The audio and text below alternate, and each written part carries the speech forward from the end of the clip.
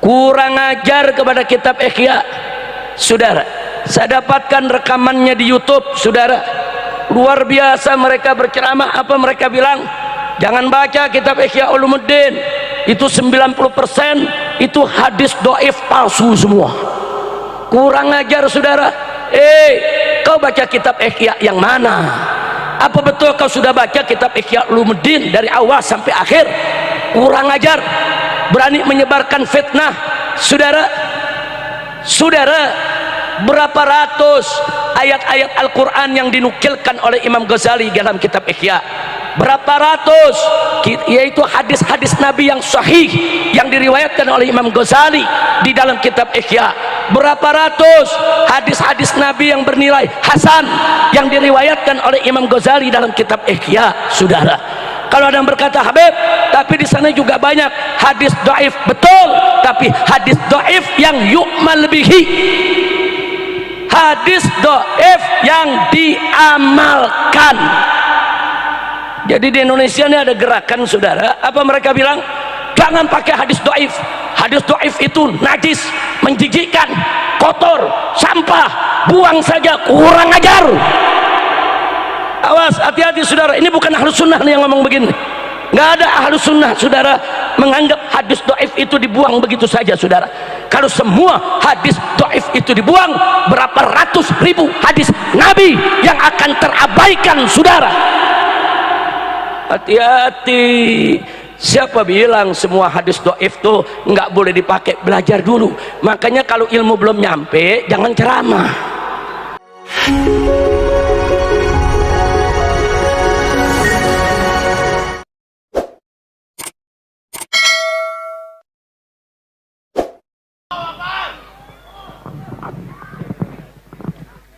Assalamualaikum warahmatullahi wabarakatuh.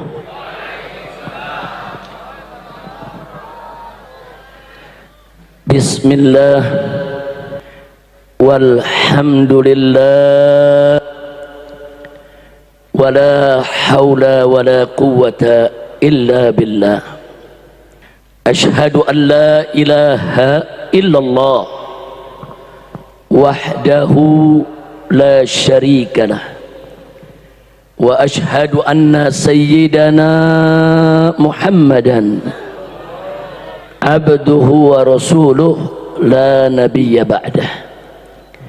Allahumma salli wa sallim wa barik ala sayyidina wa habibina wa syafi'ina wa maulana nabiyyina Muhammadin وعلى آله الطاهرين الطيبين وأصحابه الغر الميامين ومن تبعهم بإحسان إلى يوم الدين.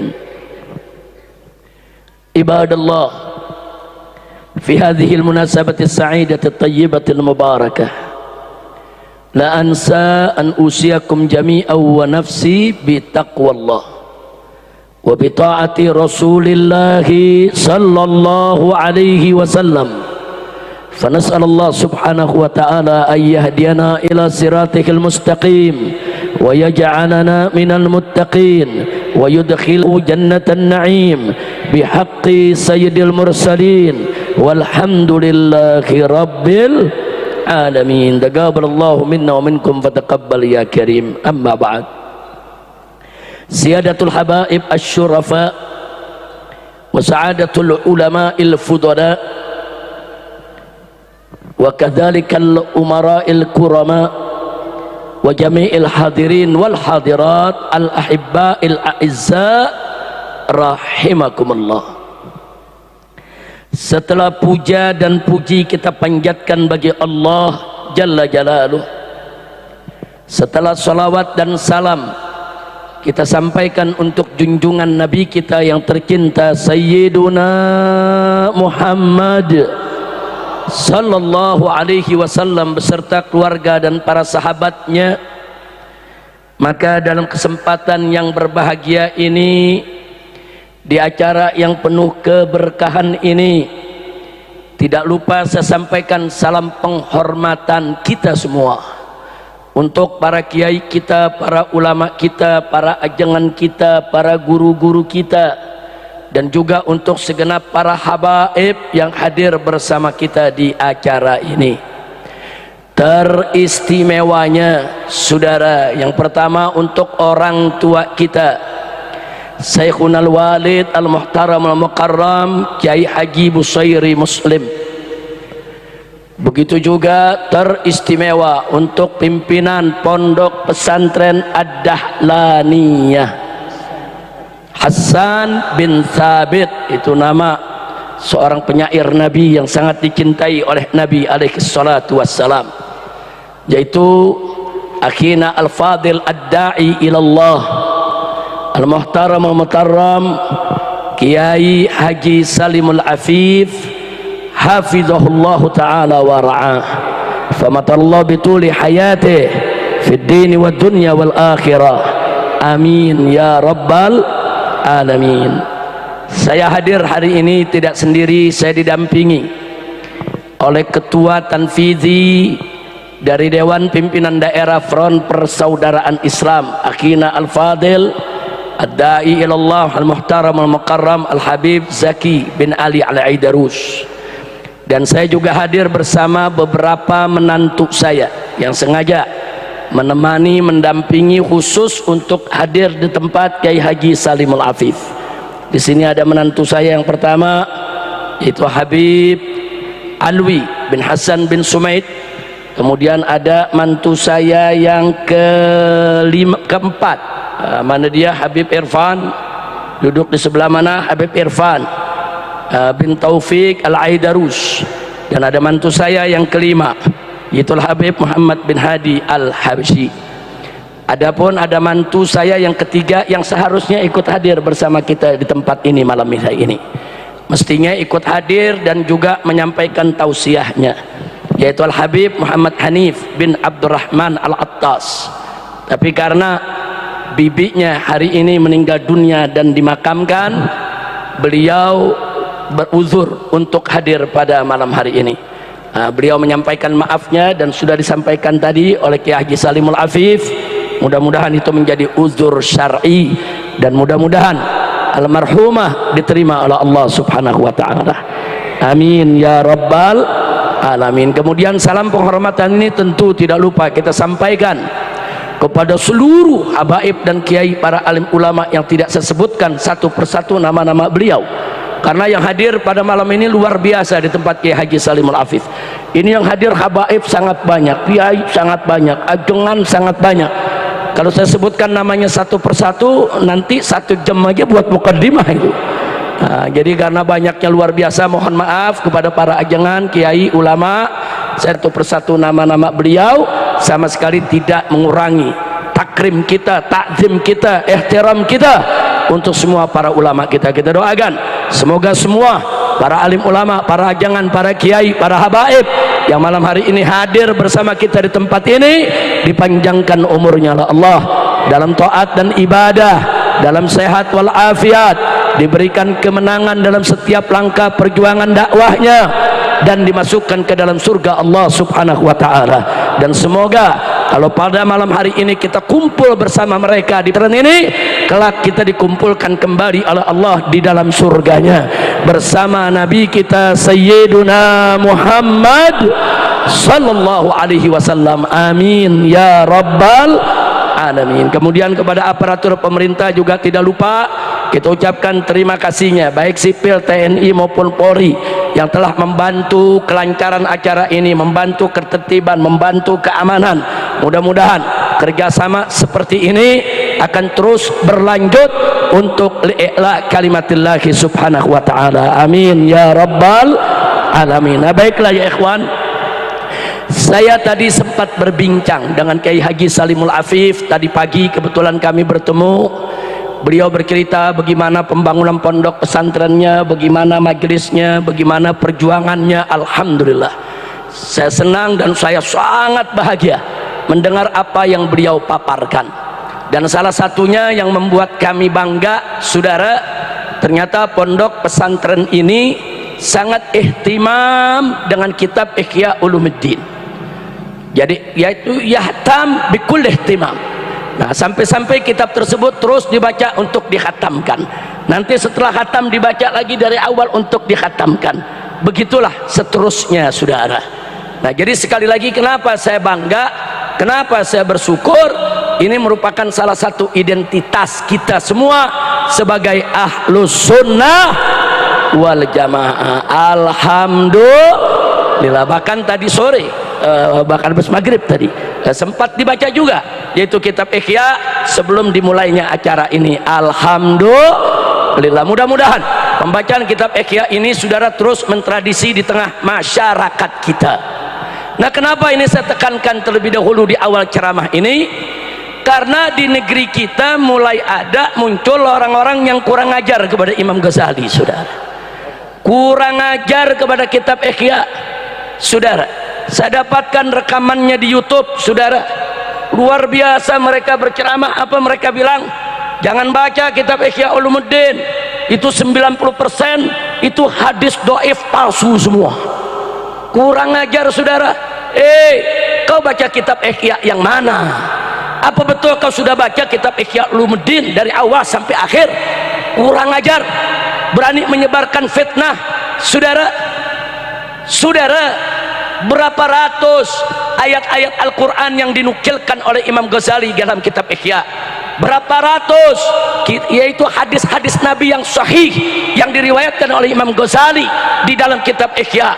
Berapa ratus hadis-hadis Nabi yang bernilai hasan yang diriwayatkan oleh Imam Ghazali dalam kitab Ihya, saudara. Kalau ada yang berkata, Habib, tapi di sana juga banyak hadis dhaif. Betul, tapi hadis dhaif yang yu'mal bihi, hadis dhaif yang diamalkan. Jadi di Indonesia ini ada gerakan, saudara. Apa mereka bilang? Jangan pakai hadis dhaif. Hadis dhaif itu najis, menjijikkan, kotor, sampah, buang saja. Kurang ajar. Awas, hati-hati, saudara. Ini bukan ahlus sunnah yang ngomong begini. Nggak ada ahlus sunnah, saudara, menganggap hadis dhaif itu dibuang begitu saja, saudara.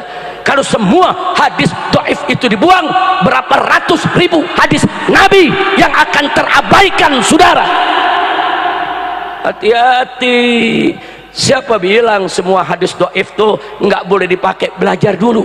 Makanya kalau ilmu belum nyampe, jangan ceramah. Ini ilmu, saudara, baru sekeranjang. Tahu-tahu mau bicara soal Ihya Ulumuddin, soal hadis. Hati-hati, saudara. Dalam kitab Ihya Ulumuddin ribuan dalil yang dikemukakan oleh Imam Al-Ghazali radhiyallahu ta'ala anhu yang luar biasa. Sampai-sampai saudara Ibnul Jauzi, saudara, membuat semacam ringkasan, saudara, daripada Ihya Ulumuddin, saudara. Beliau buat hanya yang diambil hadis-hadis yang sahih, hadis-hadis yang hasan, saudara. Adapun hadis-hadis yang beliau ragukan, beliau tidak masukkan, tapi beliau tetap sopan menyampaikannya. Kalaupun di Ihya Ulumuddin ada hadis yang bermasalah, itu bukan dengan sengaja dimasukkan oleh Imam Ghazali, karena memang begitulah pengetahuan Imam Ghazali yang didapat dari guru-gurunya. Ibnul Jauzi, saudara, tawadu, nggak berani kurang ajar kepada Imam Ghazali, saudara. Tahu-tahu yang sekarang baru belajar ilmu hadis selembar dua lembar, saudara. Saya mau kasih tahu Pak Bu ya, belajar ilmu hadis itu, saudara, tidak serta-merta kita bisa jadi seorang mufti untuk berfatwa. Nggak bisa. Orang ulama-ulama hadis hanya menentukan ini hadis sahih atau tidak, itu aja. Nah, soal hadis itu bisa dipakai buat dalil atau tidak, itu urusan fuqaha, saudara. Kadang-kadang ada hadis sahih tapi nggak dipakai sama ulama, saudara. Nggak dipakai oleh ulama, mazhab yang manapun nggak pakai, saudara. Seperti apa? Seperti kalau orang nikah, maharnya baca Quran, saudara. Hadisnya sahih, tapi nggak ada mazhab yang pakai, saudara. Nggak ada ulama yang pakai, saudara. Kalau maharnya mushaf Quran boleh, mazhabnya taklimul Quran boleh, ulama mengiyakan itu semua. Tapi kalau maharnya dia cuma baca Al-Ikhlas saja sekali, enggak. Ulama menolak saudara, padahal hadisnya ada, boleh, nggak dipakai sama ulama. Kenapa? Ada kaidah-kaidah yang mereka letakkan saudara, nggak sembarangan untuk memakai satu hadis sahih. Bahkan yang menarik, ada hadis dhaif tapi ulama semua sepakat pakai, ambil, bahkan jadi kaidah. Hadis apa gerangan? La darar wala dirar. Hadis dhaif saudara, tapi jadi kaidah, semua mazhab pakai, semua ulama pakai. Kenapa?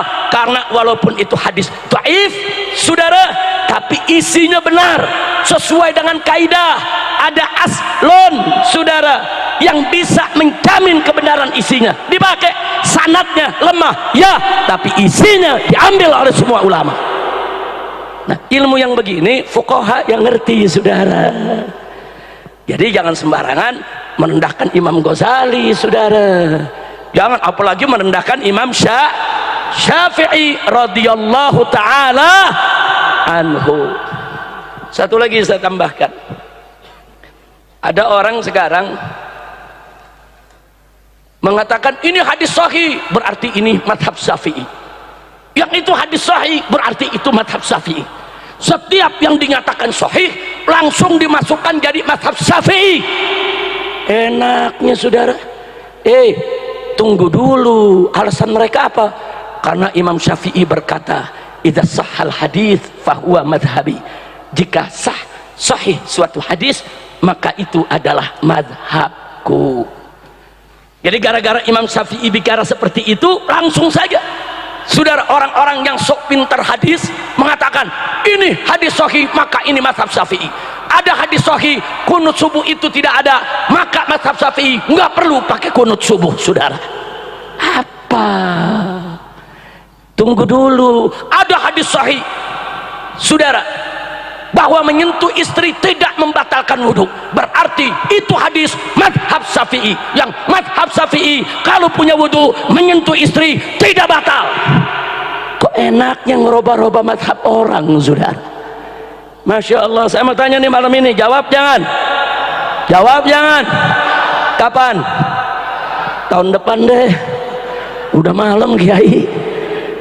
Jawab sekarang, mesti sekarang. Nah, makanya perhatian nih, jangan ngobrol nih, serius, ini ilmu nih. Mau tahu gak? Betul? Yuk kita lihat saudara. Ya, Al-Imam An-Nawawi radhiyallahu ta'ala anhu dalam muqaddimah kitab Al-Majmu' fi Sharhil Muhadzab saudara, beliau menjelaskan apa yang dimaksud dengan ucapan Imam Syafi'i, idza sahhal hadits fahuwa madhhabi.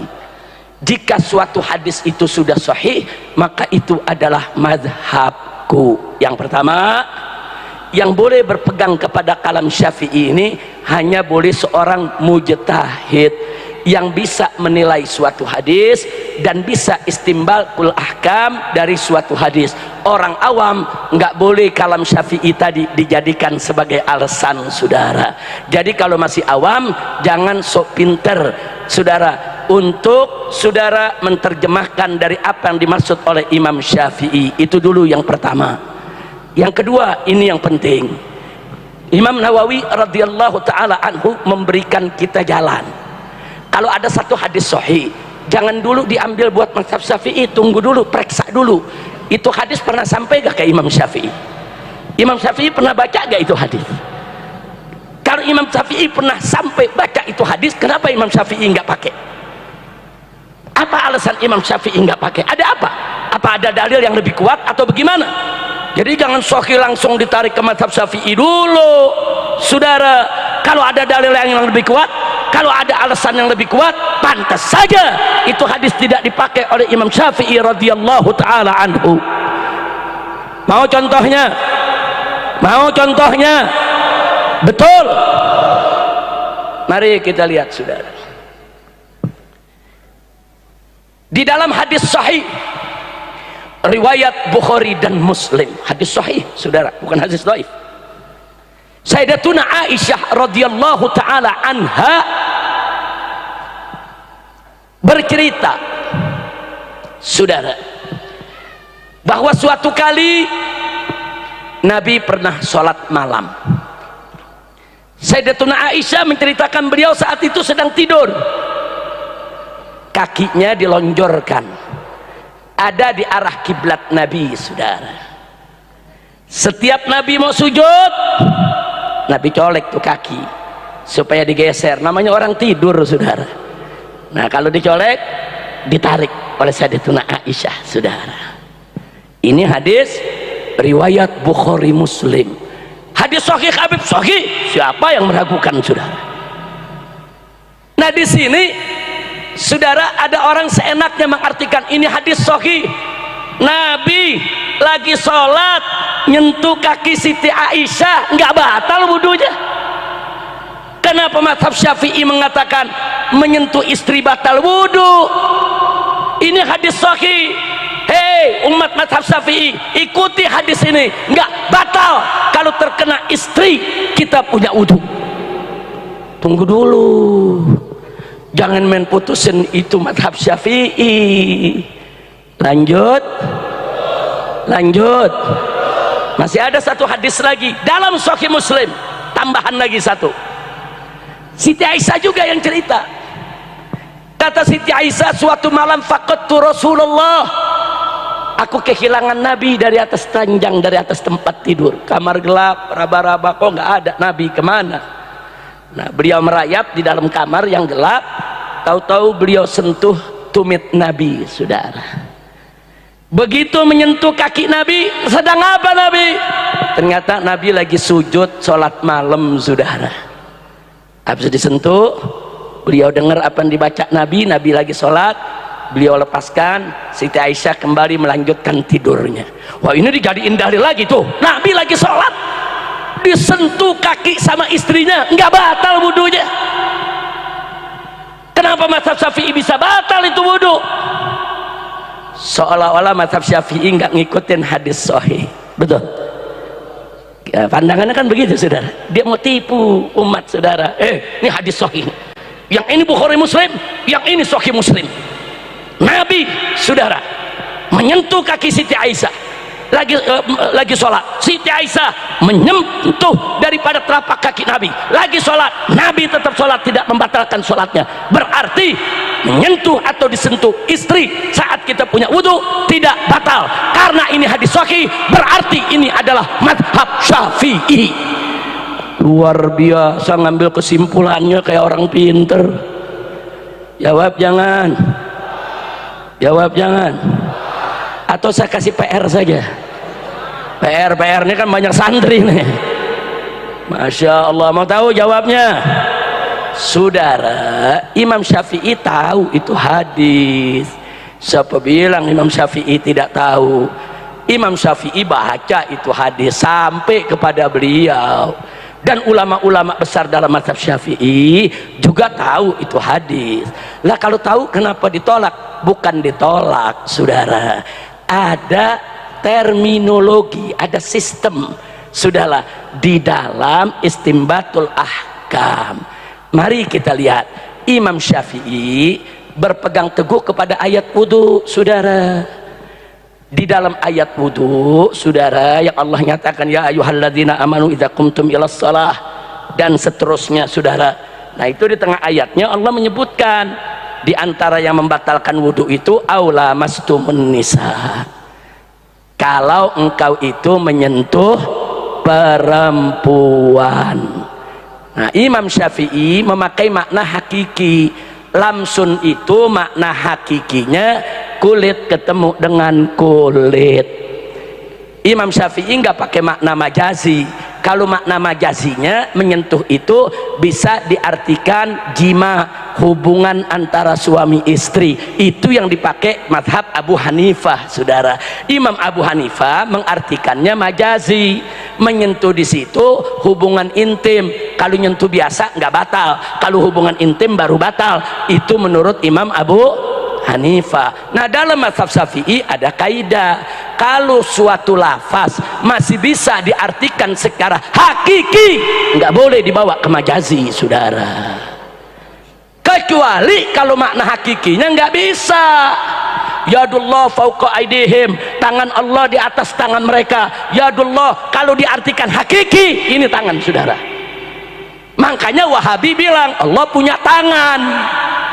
Tapi Ahlus Sunnah mengatakan nggak bisa. Kalau dibawa makna hakiki, maka nanti kita melakukan tasbih dan tajsim. Saudara, apa itu tasbih dan tajsim? Saudara, tasbih menyerupakan Allah dengan makhluk. Saudara, tajsim, saudara, menggambarkan Allah dalam bentuk. Itu bagi Ahlus Sunnah wal Jamaah haram.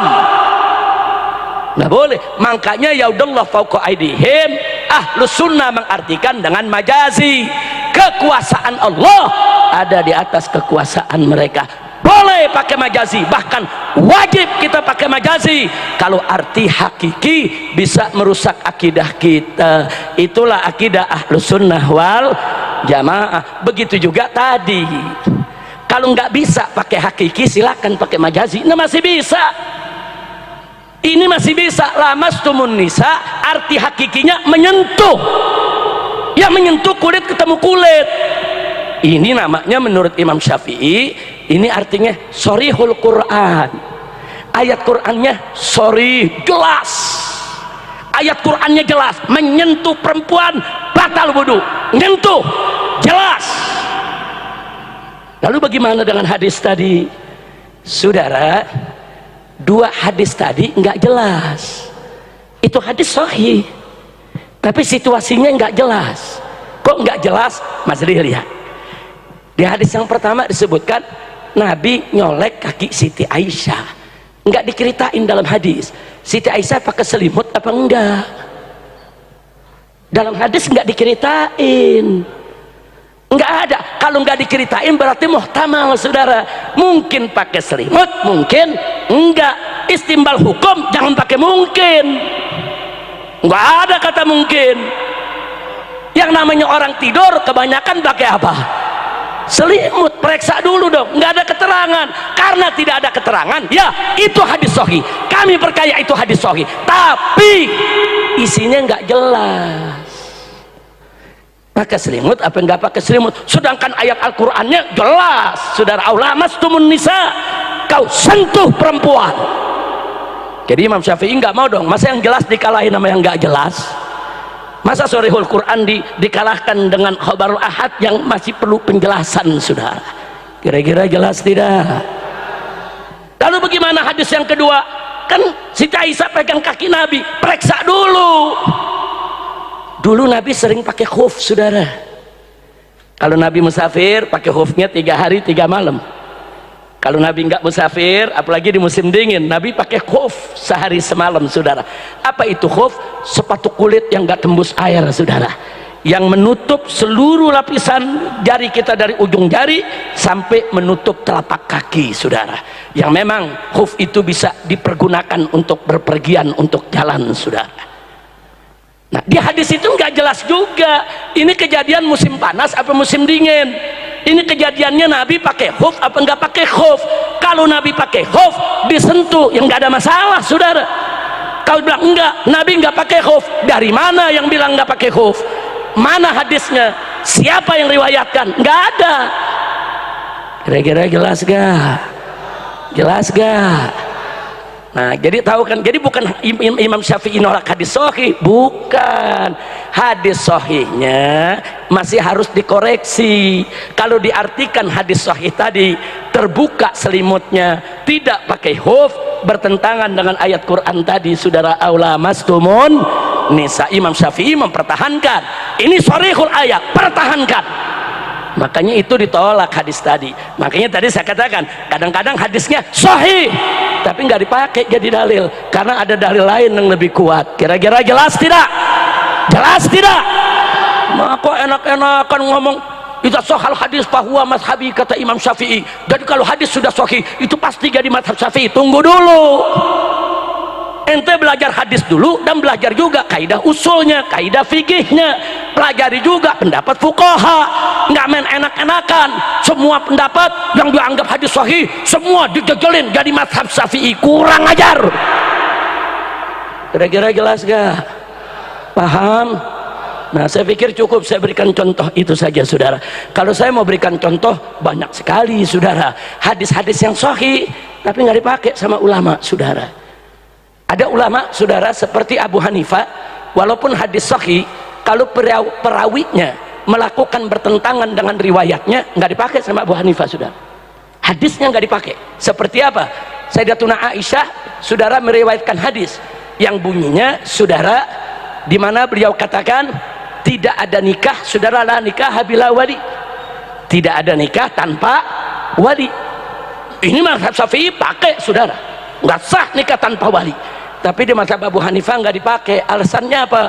Karena mazhab Hanafi punya prinsip, kalau perawinya melakukan bertentangan dengan yang diriwayatkan, hadisnya ditolak oleh Abu Hanifah. Dalam soal tadi, Sayyidatuna Aisyah yang meriwayatkan, ternyata Sayyidatuna Aisyah pernah mengawinkan anaknya tanpa kehadiran mengawinkan keponakannya tanpa kehadiran walinya, saudara. Jadi menurut Abu Hanifah, nah ini yang meriwayatkan nggak pakai wali dinikahin, itu keponakannya. Berarti apa? Berarti ini hadis bukan wajib, nggak mutlak, ini mungkin sunnahnya. Makanya dalam mazhab Abu Hanifah wali itu sunnah, nggak wajib, saudara. Tapi dalam mazhab Syafi'i wali wajib, rukun nikah, nggak boleh kita abaikan. Kira-kira jelas gak? Nah, yang saya mau sampaikan, kalau Abu Hanifah melakukan itu jangan dituduh Abu Hanifah melawan hadis, bukan, ada kaidah. Kira-kira jelas tidak? Kayak tadi Imam Syafi'i juga punya kaidah, kalau ada hadis sahih tapi berlawanan dengan ayat Quran, hadisnya tidak sahih, maka harus tunduk kepada Quran. Kalau ada hadis yang zahirnya bertentangan dengan ayat Quran, maka harus berusaha untuk dijamak bainal adillah, saudara. Bagaimana caranya? Salah satunya ditakwilkan supaya seiring sejalan, karena nggak mungkin ayat Quran dengan ayat Quran bertentangan, nggak mungkin, saudara. Hadis sahih, saudara, dengan ayat Al-Quran juga bertentangan, nggak mungkin. Pasti ada penjelasan. Apakah penjelasannya nasikh mansuh? Apakah penjelasannya takyidul mutlak? Apakah penjelasannya taksisul am? Apakah penjelasan yang lain? Wajib kita hati-hati, jangan sembarang menilai kalau tidak punya ilmu. Kira-kira jelas tidak? Makanya busro lakum, beruntung semua jamaah yang ada di sini, khususnya santri-santri pondok pesantren Ad-Dahlaniyah, juga seluruh masyarakat yang ada di kota Waringin, saudara, di Bandung ini. Alhamdulillah, di hadapan kita banyak ulama-ulama, kiai-kiai, saudara. Ini pendekar-pendekar dalam mazhab Imam Syafi'i, saudara. Alhamdulillah, kalau anda punya kemuskilan, jangan fatwa sendiri. Kalau anda punya kemuskilan, jangan sembarangan mengikuti pendapat orang yang tidak jelas. Tanya kepada ulama kita, tanya kepada kiai kita, tanya kepada ajangan kita, agar kita mendapatkan jawaban, sehingga kita tidak kebingungan. Setuju tidak? Setuju tidak? Siap belajar ke kiai, siap bertanya ke ajangan, siap tetap ikuti mazhab Syafi'i, siap tetap ikut ahlus sunnah wal jamaah.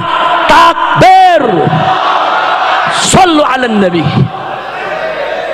Nah, jadi saya nggak mau panjang lebar lagi soal itu. Paling tidak saya ulangi sekali lagi, kitab Ihya Ulumuddin, kitab yang luar biasa, saudara. Ribuan dalil yang berisi ayat Al-Quran, saudara, hadis Nabi, ijma ulama, saudara, semua dipaparkan oleh Imam Ghazali dengan begitu hebatnya. Adapun hadis-hadis yang dituduh maudhu, ternyata masih diperdebatkan oleh ulama. Adapun hadis-hadis yang dituduh dhaif dalam Ihya Ulumuddin, ternyata itu hanya dalam urusan at-tarhib wa tarhib, urusan nasaih, urusan dakwah, urusan al-had, saudara, ala dinillah, bukan dalam urusan-urusan hukum-hukum yang prinsip. Artinya thariqah Imam Ghazali sudah benar, sudah betul berjalan di dalam kitabnya Ihya Ulumuddin. Alhamdulillah. Maka itu kepada Kiai Salimul Afif, terima kasih, beliau ikut mentradisikan, memasyarakatkan supaya kita semua cinta kepada Ihya Ulumuddin. Jangan dengerin, saudara, dai-dai dari Wahabi yang seenaknya menghina Imam Ghazali, menghina Ihya Ulumuddin, seolah-olah mereka itu ahli dalam soal hadis, padahal ilmu mereka tidak seberapa, tapi mereka sudah kurang ngajar untuk bisa merendahkan ulama-ulama besar sekali berimam Ghazali. Na'udzubillah min dzalik. Nah, maka itu saya mau tanya sekali lagi, Kiai Salimul Afif buka Ihya Ulumuddin, bagus tidak? Senang tidak? Lanjutkan tidak? Takbir, sallu ala nabi. Nah, maka itu ya ikhwan, ikuti apa yang Allah arahkan kita. Orang awam, santri jangan berfatwa, belajar dulu, dalemin dulu ilmu, belum waktunya berfatwa. Tugas kita apa? Allah kasih tahu dalam Al-Quran, saudara, fas'alu ahla dzikri in kuntum la ta'lamun. Tanya kepada ahlu dzikir, tanya kepada ahlul Quran, ahlus sunnah, ulama, fuqaha, tanya jika engkau tidak mengetahui. Tugas kita nanya, bukan tugas kita berijtihad. Nanya kepada orang yang tahu, insya Allah. Nah, kemudian peran ulama nggak sembarangan, saudara. Ulama itu dimuliakan Allah. Allah nyatakan dalam Al-Quranul Karim, faqala ta'ala innama yakhshallaha min ibadihil ulama. Sesungguhnya hamba-hamba Allah yang takut kepada Allah itu adalah ulama.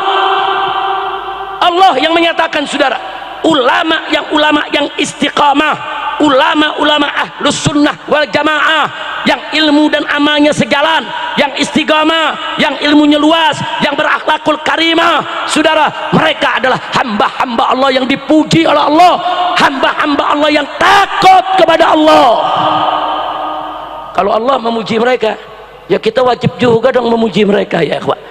Pujilah hamba-hamba Allah yang dipuji oleh Allah, seperti para nabi, para rasul, para solihin, dan termasuk para ulama. Enggak sampai di situ, Allah tinggikan kedudukan ulama. Faqala ta'ala yarfa'illahu alladhina amanu minkum walladhina utul ilma darajat. Allah yang nyatakan dalam Al-Quran, saudara, Allah yang menjanjikan dan menjamin, janji dan jaminan, saudara. Apa janji dan jaminannya, saudara? Bahwa Allah meninggikan kedudukan orang-orang yang beriman dan yang memiliki ilmu daripada kamu sekalian. Ulama yang beriman, Allah tinggikan kedudukannya, darajat. Beberapa derajat Allah tinggikan mereka, saudara. Nah, Allah maha tinggi meninggikan para ulama. Allah maha mulia memuliakan para ulama. Allah maha agung mengagungkan para ulama. Tahu-tahu ada orang biasa mau hina-hina ulama. Iye, kurang ajar ga? Kurang ajar ga? Aing bledok sia. Kurang ajar. Siapa yang mau kurang ajar kepada ulama, saudara? Jangan. Allah maha tinggi, Allah maha mulia. Allah yang meninggikan ulama, memuliakan ulama, mengagungkan ulama, dan kita wajib memuliakan yang dimuliakan oleh Allah, meninggikan yang ditinggikan oleh Allah, menyintai yang dicintai oleh Allah. Wajib. Apalagi Nabi mengatakan dalam hadisnya, al ulama warasatul anbiya. Ulama adalah pewaris para nabi. Ya, para rasul, para nabi sudah kembali kepada Allah. Tapi jangan lupa, di sekitar kita ada pewaris-pewarisnya yang hidup bersama kita, saudara. Mereka adalah ulama. Jadi peran mereka, fungsi mereka, tugas mereka melanjutkan fungsi, peran, dan tugas yang pernah dilakukan oleh para nabi, saudara. Jadi jangan kurang ajar kepada ulama, jangan kurang ajar kepada kiai, jangan kurang ajar kepada ajengan. Mereka yang istiqamah di jalan Allah, mereka adalah aulia Allah, wali-wali Allah yang disayang oleh Allah. Kalau coba kita kurang ajar kepada mereka, Allah akan hancurkan hidup kita, saudara. Begitu saya mau tanya ini semua, siap ikut ulama? Jawab yang kompak. Siap cinta ulama? Siap ikut ulama? Siap bela ulama? Siap ambil ilmu ulama? Siap belajar kepada ulama? Siap jaga ulama? Takbir. Sallu ala nabi. Nah, jadi itu yang pertama. Satu, Nabi meninggalkan kepada kita pewarisnya. Siapa? Siapa? Siapa yang memuliakan ulama? Siapa yang mengistimewakan ulama? Siapa yang meninggikan ulama? Takbir. Satu, saya ingatkan dulu, jangan kurang ajar kepada ulama, saudara. Sekarang kedua yang Nabi tinggalin, saudara. Nabi katakan dalam hadisnya sebelum beliau wafat, saudara, taraktu fikumut tsaqalain.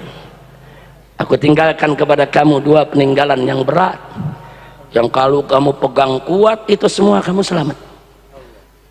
kamu selamat semua, kamu akan bertemu denganku di telagaku nanti. Apa itu gerangan? Yang pertama, kitabullah, Al-Quran. Wajib Al-Quran kita jadikan sebagai imam kita, saudara. Nabi mengatakan dalam hadis yang lain, man ja'alal qur'ana amamah qadahu ilal jannah wa man ja'alahu wara'a dhahri saqahu ilan nar. Barang siapa yang menjadikan Al-Quran di depan dia sebagai imam, sebagai petunjuk, sebagai pedoman, saudara, dia tunduk kepada apa yang ada dalam Al-Quranul Karim, dia amalkan tuntunan Al-Quranul Karim, qadahu ilal jannah, Al-Quran akan menuntun dia masuk ke dalam surga. Amin ya rabbal. Tapi sebaliknya kata Nabi, wa man ja'alahu wara'a dhahri, barang siapa yang menjadikan Al-Quran di belakang tulang punggungnya, dia amalkan Al-Quran, dia nggak mau jadikan Al-Quran sebagai imam, pedoman, petunjuk, saudara, bahkan dia lawan itu hukum Al-Quran, dia nggak redho dengan ketentuan Al-Quran yang seperti ini, hati-hati, saqahu ilan nar, mereka akan masuk ke dalam neraka. Na'udzubillah min dalik. Makanya Al-Quran jangan dilepas. Dan ingat, manusia yang paling paham isi kandungan Al-Quran adalah Rasulullah Sallallahu Alaihi Wasallam. Makanya Nabi, Allah katakan kepada Nabi, kenapa tuh Al-Quran diturunkan?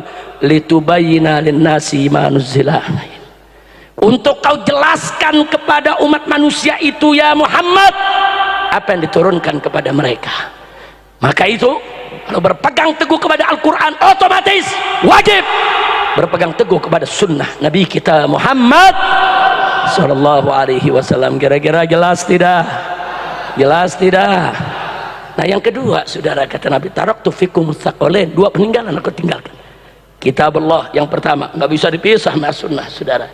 Yang kedua adalah, saudara, itrati ahli baiti, keturunanku yang merupakan ahlul baitku. Ini hadis sahih, saudara. Bahkan Sayyidina Abu Bakar Siddiq radhiyallahu ta'ala anhu, sebagaimana diriwayatkan oleh Al-Imam Al-Bukhari dalam kitab sahihnya, mengatakan kepada kita semua, urqubu Muhammadan fi ahli baiti, jagalah kehormatan nabimu dengan menjaga kehormatan keluarganya. Ini Nabi yang pesan, saudara. Tahu-tahu sekarang ada yang mau hina-hina keturunan Nabi. Tahu-tahu ada yang merendahkan keturunan Nabi. Iye. Ente ye-nya yang kompak dong. Kurang kompak. Kurang panjang. Dulu nih intermezzo dulu nih sebentar nih. Waktu saya masih kecil, masih umur 9-10 tahun, itu kalau lagi ribut nih sama teman sepantar, terus saya diledek, itu sakit hatinya sampai ke dalam, sampai gede nggak lupa tuh digituin tuh. Jadi makin panjang makin sakit dalam ke dalam hati. Paham? Tahu-tahu tuh ada yang menyela-nyela nasab turunan Nabi. Begal nasab ngaku turunan Nabi. Kacau tidak? Kacau tidak? Ada seniman dangdut mengatakan, saya hakul yakin nasab Ba'alwi itu sudah batal. Lu hidup lu digendang, kapan belajar nasab? Kacau tidak? Kacau tidak? Kacau tidak? Hati-hati, saudara, jangan main-main soal nasab. Ada dua hadis yang saya mau sampaikan. Yang pertama, man intasaba ila ghairi abi fahuwa mal'un, barang siapa yang menisbahkan dirinya kepada selain ayahnya, dia nggak mau bernasab kepada ayahnya, dia sengaja buat nasab palsu kepada orang lain, ngaku-ngaku turunan orang lain, dia bukan ba'alwi ngaku ba'alwi, dia bukan habaib ngaku habaib, dia bukan turunan nabi ngaku turunan nabi, dia bukan turunan kiai ngaku turunan kiai, dia bukan turunan wali songo ngaku turunan wali songo. Man tasaba ila ghairi abi, barang siapa yang menisbahkan dirinya bukan ke nasabnya saudara, bukan ke ayahnya, apa kata Nabi? Fahuwa mal'un, maka dia dilaknat. Na'udzubillah min. Mau dilaknat oleh Allah, mau dilaknat oleh Allah. Para ba'alwi saudara, kakek-kakek kami, ulama-ulama besar, aulia saudara, terus mau difitnah nasab mereka palsu semua, kurang ajar. Udah gitu yang memfitnah nasabnya sendiri nggak jelas, kacau. Kacau tidak? Kacau tidak? Ntar bin Sarmat, ntar bin Utsman, lu bagaimana nasab lu? Astaghfirullahaladzim, astaghfirullahaladzim, astaghfirullahaladzim min kulli dzambin azim.